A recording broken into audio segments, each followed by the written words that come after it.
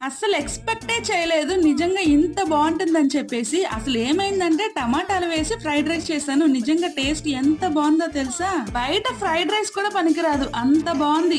సరే ప్రాసెస్‌లోకెళ్ళిపోతే ఫస్ట్‌లీ ఒక కడాయి తీసుకొని ఆనియన్స్ మంచిగా ఫ్రై చేసుకోవాలి. నెక్స్ట్ ఇంక అందులో టమాటాలు కూడా వేసుకొని మంచిగా కుక్ చేసుకోవాలి. అండ్ తర్వాత ఎగ్స్ మనకు కావాల్సిన ఎగ్స్ వేసుకోవాలి. ఎగ్స్ నేను ఎప్పుడు ట్రై చేసినా సరే మంచిగా పగలవు. అదేంటో మరి ఎప్పుడు వంకరగానే పగులుతూ ఉంటాయి. సరే ఇప్పుడు దాన్ని కూడా మొత్తం కలుపుకుంటూ మంచిగా ఫ్రై చేసుకోవాలి. నెక్స్ట్ ఇంక అందులో కొంచెం వెనిగర్, చిల్లీ సాస్ వేసుకొని మళ్ళీ ఒకసారి దాన్ని మంచిగా కలుపుకోండి. ఇప్పుడు అందులో ముందుగానే పొడి చేసుకున్న రైస్ ని కూడా వేసుకొని ఇప్పుడు అందులో ఉప్పు, కారం, దాల్చిన చెక్క, లవంగాయ పొడి కూడా వేసుకోండి.